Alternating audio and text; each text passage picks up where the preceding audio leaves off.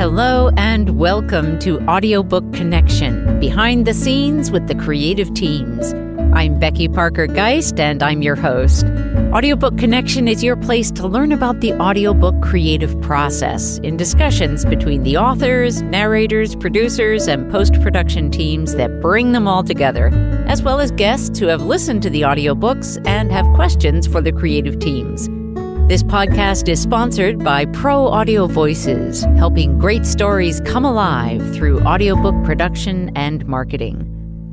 Hi, I'm Becky Parker-Geist. I am the host of the Audiobook Connection podcast, Behind the Scenes with the Creative Teams. I'm also president of Bay Area Independent Publishers Association and the CEO and founder of Pro Audio Voices and AMPlify Audiobooks, providing audiobook and podcast production, distribution, and marketing. And today I have with me Dr. Susan Agbenoto, author of New Wine, A Journey into Refueling Your Life in the Spirit, and Restore Me, but privately, please, the people cannot know. She's an author, speaker, lay pastor, as well as an investment performance professional. Susan, welcome. Becky, thank you so much for having me. And I have to say that I really do appreciate what you do, simply because there are times when I go to places and they'll ask me, well, do you have an audiobook? And I've noticed that with time, people really want to be able to listen rather than read. Not that reading is negative, but I think it's easier to listen. So for all the roads that you've paved for audiobooks, to be available to different people, I think that's just awesome. And I want to say great job. And thanks for having me on your podcast. Thank you. And I'm so glad that we're together again. So I would love for you to share with our audience a little bit about your background, and especially interested in when you started writing and when that interest really took hold in you. Yeah, so I've been writing for a long time simply because, number one, I like writing. And also in my personal devotion with the Lord, I tend to write a lot. So when I read my Bible, when I'm just in that quiet place, I reflect and I write down, all kinds of thoughts, all kinds of insights that I get. And I have been doing that for years and years and years. So when I went through my doctorate and I was able to publish a dissertation, the question I asked myself was, all the unfinished books that I've been writing over the last, 7, 8 years, how have I not been able to publish that? But, went through a 3-year program and published a whole dissertation. So that really, spurred me on to go ahead and complete the little writing pieces that I had to bring them together in complete works. And I've noticed over time that when I look over all the different things that I've been reflecting on, they actually come together as a complete work, which is mysterious in itself. But I do enjoy the process, and there are more books that I'm really looking forward to releasing as well. Beautiful. And is writing something you've enjoyed from the time when you were a child as well? I would say so, yeah. I've been the short story type of person, even though I can't really remember anything significant that I wrote, but I've always had notebooks. I think that's the big thing for me is I can go back and find notebooks upon notebooks from different years. And one year I decided to label every single notebook I had by the year, just so I could sort of think of what I was going through at that time, what my writing process was. And I've noticed with time that my writing has changed. It's become more academic, but also more conversational at the same time. Before it was just, story form. But then I noticed that I don't want to just tell a story, even though these are not necessarily stories, but I want to have more facts behind it. I want to have more academic weight behind what I'm writing. But at the same time, I don't want you to feel like you're reading a textbook. So I've noticed that the journey has really changed over time, where I've become more conversational, but you're definitely walking away with something. Yeah. You have reminded me of how, I guess probably mostly from college when I got more consistent about writing a journal and, doing that writing. And I found it fascinating to go back and look at some of the things that I wrote at, especially at critical times in my life when something was particularly challenging, and partly amazed by how much I'd forgotten about what I was feeling. But I've found it so interesting. Have you found that same kind of thing? I was going to say you're exactly right. I think if you like to write, it's almost therapeutic. It helps you process whatever it is you're going through. And I can tell you that my journals are probably my best friends, because when I'm going through something, I write it down. And sometimes I have to write it in code, because just in case anybody reads it, Right. who's part of my problems and my issues, these names are in code. But the process of writing is its own therapy. And it's almost like once you release that in writing, you feel a weight, coming off of you. And even in this case, I'm writing and I'm praying at the same time. And there are times when a Bible verse will just almost come into my mind, and I will write that down. And just like you said, I would go back, a year or so and go and say, I was going through this, and this was the Bible verse I wrote down. Wow. How Yeah. applicable it was at that time. And I really firmly believe that when you're a Christian and you journal, it opens up you to a lot more revelation, in the sense that I feel like the Lord is saying, oh, in you writing this down, you're taking me a little bit more seriously, so I'll give you more.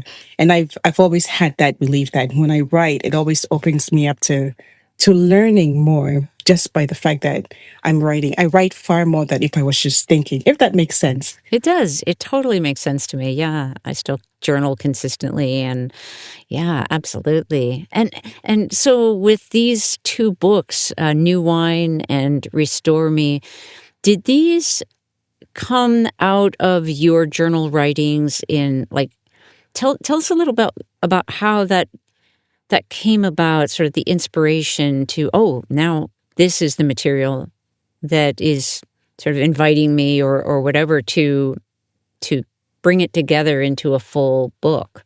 Yes. Going even further back, one of the books I was so sure I was going to publish first was called The Prayer Altar. And I had my manuscript ready. I still have it ready, but over time, I had chapters of New Wine and chapters of Restore Me that were written.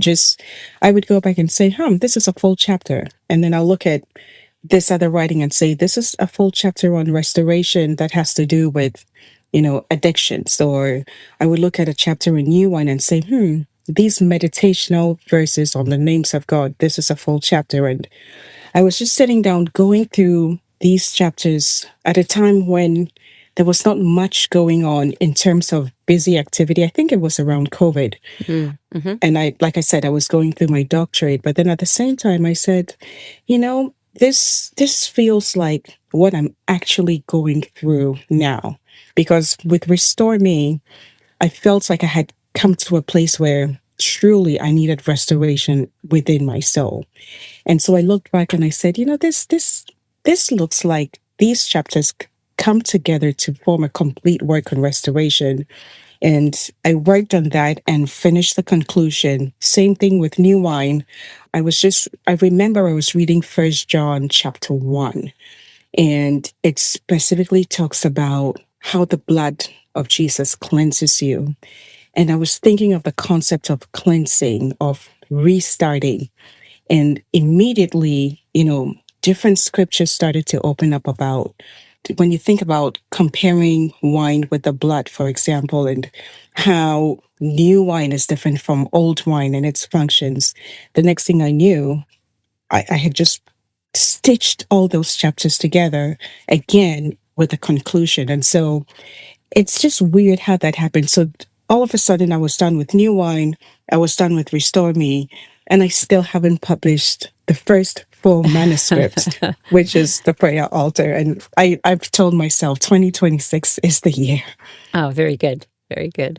Tell us a little bit about the titles. Did those grow out of, did you sort of start with the titles, or did you feel like after you compiled them, then they came to you? What was that? What was that process like? The choice of titles? Becky, I don't think I've even thought about that until now because I remember knowing that on my laptop, I saved them under the title New Wine and under Restore Me. And I've never even thought about how I got the names, how I got the titles, but it's almost like I said, okay, these chapters belong to this category of New Wine, and these chapters belong to this category of Restore Me. And I have to tell you, it's just by inspiration because I didn't sit down and analyze that at all. So that's an interesting question that I have to take back and stew on myself. Where did they come from? Yeah. And as you were writing and drawing the books into manuscripts, did you have a specific audience in mind that it felt like this material is for this particular audience? Yes. For Restore Me, my audience is anyone who's a caregiver, anyone who is in ministry, anyone who's come to the place where they feel I'm empty on the inside, I'm drained, I'm done, I don't think I can go on. And every time when I touch or I had touched those manuscripts, those were the faces that I saw. And even as I wrote in the book, I don't think there was any time that I wrote any of those without praying for those people who would take a hold of Restore Me and feel that refreshing, experience that refreshing rather than I've come to the end of my rope. I don't know what else to do. Because when you're a caregiver, you can give until you have nothing more to give. But you still have to keep that strong face and be strong for the people that you're giving care for. You have to be strong for the people that you're overseeing. But a time comes where you really need to take a break and you have to take a deep breath, refresh yourself so you have fresh strength, to go the extra mile and keep going. But if you keep going without that break, you're going to crash, you're going to burn, and then you become cynical, and so on and so forth. So those are the people who really, I would say, were before me when I wrote those books. And with New Wine, the audience is slightly different. It's more for anyone who wants to find a fresh start when it comes to their journey with the Lord. You can be a Christian, you can be a believer, you can be someone who believes in God and just plateau. There's just no movement, no joy, no excitement. You're just, I'm a Christian, and it's as simple as that. But there is so much more. There's so much more to being that. And so New Wine, the audience is someone who just wants to encounter that more, someone who's saying, I know there's more, but I don't know how to access it, and giving you those keys to move into the next level of your journey with him. Yeah. With especially with Restore Me, but maybe either, did you find that this material was growing out of a personal experience of feeling sort of burnt out, that or like used up, or is this something where you were witnessing that in others and recognized the concern and the need for prayer for those people? Yeah, it was a combination of both. I myself was going through a season where I just needed a boost of restoration because I was going through a transition in ministry. I was going through transition with even ministry leaders. And at the same time, I think I mentioned in my first chapter, I had spoken with other people in similar places. And even though I don't mention them by name, those are the very people who really inspired me to put this on paper. One specific person told me, he said, you know what? I have given so much, and this is what I get back. He said, I never want to do anything with ministry again. Thankfully, the person is back in ministry, but at that time, the pain, the exhaustion, the draining, the feeling of being betrayed was overwhelming. And that's a story that is not uncommon. But then I also believe that with every journey, not just the caregiving or the ministry journey. But in every journey, you are going to find those challenging moments. You're going to meet those challenging people. And you're going to find times that even the people you're doing things for are returning the favor with a lot of ingratitude. But that's not the reason to give up, because we're called to be more than people who give up. We have to overcome, just shake the dust off and keep moving, because there's a whole destiny out there, more people to reach, more people to touch. So let's just keep moving beyond the hurts, the pain, the betrayals, and so on. We actually move on and become stronger and can help someone who's going through that phase of their life. Yeah. And I think you've touched on something that is true in so many areas, as you say, beyond caregivers and those who are in service. But this kind of burning out, the kind of exhaustion that can happen from just pushing, and striving and trying, that the need for finding the rest, the moments of rest, and of allowing yourself the time and the care to gain that refreshment, to be restored is so important. Yeah. It is really important. And I was listening to someone who was talking about busyness being a status symbol these days. And I thought, it's true. It's almost like you have this pride in saying, oh, I'm so busy, and from 5 a.m. to 5 p.m., I have absolutely no time. And you rush into a place with your briefcase because you have this air of busyness. And it's become a stamp for us. Like, the busier you are, the more important you are. But that's only going to lead to a crash and burn. You can't be so busy that you can't take time out to rest, to connect with people who you love, to find hobbies, to find friends. You can't be too busy for that, because we need all of those to lead a really balanced life. Yeah. And speaking of rest, let's just take a short pause. We'll come right back and we'll talk more about the audiobook and the process of recording. We'll be right back. New Wine, A Journey into Refueling Your Life in the Spirit by Dr. Susan Agbenoto. New Wine will cause you to embark on a soul-stirring journey as you dive into revelations of what happens when you are a recipient of God's outpouring of new wine. Have you ever wondered if there's more to life? Felt that inner dryness that saps your spirit? It's time to uncork the new wine of the Lord.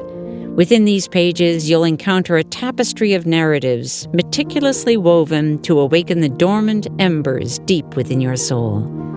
New Wine will provoke you to stir up an insatiable hunger for the extraordinary. Don't surrender to the mundane. Embrace the promise of greater things ahead. No matter your past, your trials, or the passage of years, know this: your story is far from over. The Lord isn't finished with you yet. He will, at times, shake your very core to beckon you to a higher plane of spiritual awakening. Get your copy of New Wine, A Journey into Refueling Your Life in the Spirit by Dr. Susan Agbenoto on AMPlify Audiobooks today.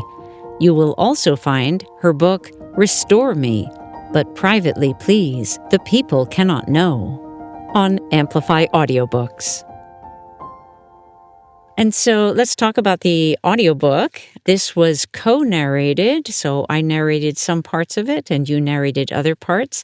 And for our listeners, so Dr. Susan Agbenoto flew out to Portland, Oregon to record here at my studio.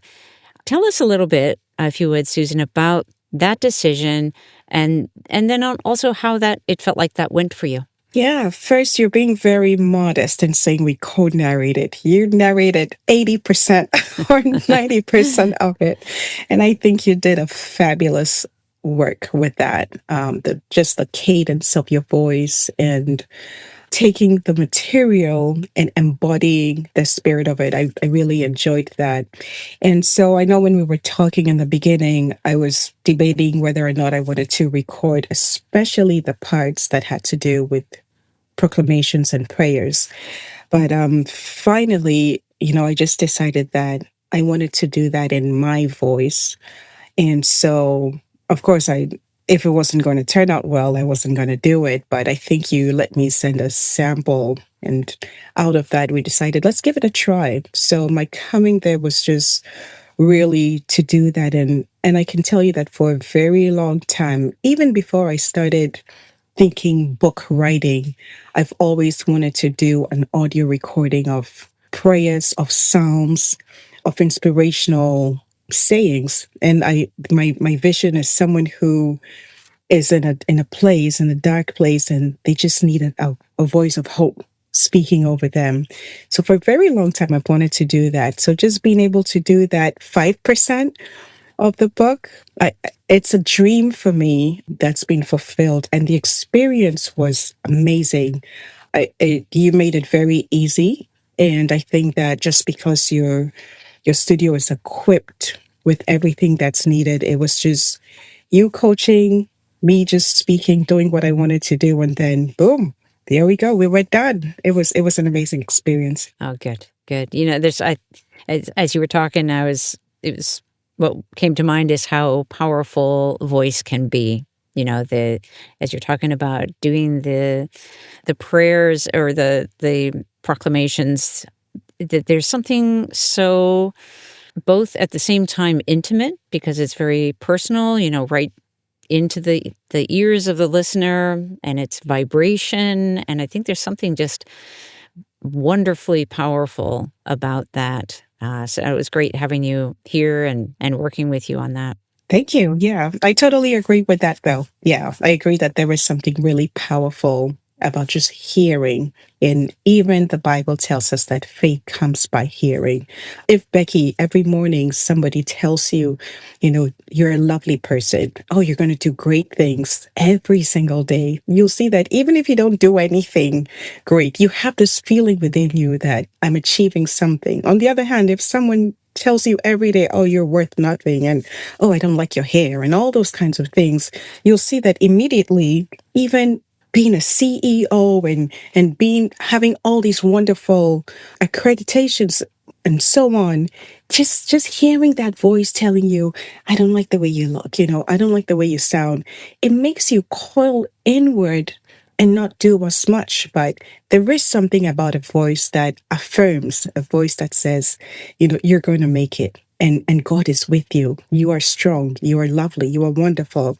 And I think that there's power in audiobooks. And that's why in the beginning I said, thank you for doing what you do, because we really need that audio piece also. Yeah. When you were talking, I was thinking about like calling on the name of the Lord. It has the verb that is an active vocalization of the work. So was there anything about the recording process that you found either that you haven't already mentioned that you found either particularly challenging or particularly rewarding? I would start with rewarding because I left thinking, I did it. And you empowered me to do that. I felt that I was connecting with my listeners, and I was able to impart hope through prayer to my listeners. In terms of challenging, I think for me, I don't know if it was too cold for me in Portland or what it was, but I think I had a problem with my breathing. Oh. And once or twice, I think we redid something because I was either breathing in a funny way or something to do with breaths. And I had to learn how to just take a deep breath and just speak. But other than that, it was a really smooth process. Great. And tell us about your aspirations moving forward. I think you said you're working, maybe we'll get that next book out into the world. Is that what you're working on now? Yes, I'm actively working on publishing the prayer altar book. And I mean, not to sound cheesy or corny or any of those C words, when I left your studio, the first thing I thought was, I would love to record prayer altar. I would love to record that and like generously say, co-narrate that, because it's a book that really talks about how to spice up your connection with God through prayer. And even though it talks about prayer, there are prayers that are in it. And the whole time when I was leaving your studio and going back to the airport, I thought this would be awesome on audio. And that really spurred me to get a publishing house and publish this book so we could get to the audio part of it. But that's my big thing for 2026 is getting the prayer altar established. That's great. Is there a website or a place where our listeners can go to keep up with when your next book is released? Yeah, absolutely. So my website is susan-agbenoto.com. And I would love you to visit my website. My books are available on Amazon. And the upcoming audiobooks also, I believe, are going to be available everywhere audiobooks are sold. That's right. Yes. And we always encourage our listeners to get your audiobooks at AMPlify Audiobooks, where that best supports the authors. Well, Susan, I want to thank you so much for being with me today. This has been a lovely conversation, and I look forward to working with you on your next project. Thank you for having me. And yes, it was lovely. God bless you, Becky. Bless you. Thanks for joining us for Audiobook Connection, behind the scenes with the creative teams. Please take a moment to subscribe at audiobookconnection.com. The podcast is sponsored by Pro Audio Voices, helping great stories come alive through audiobook production and marketing. Learn more at proaudiovoices.com. Again, thanks for being with us, and please join us next week.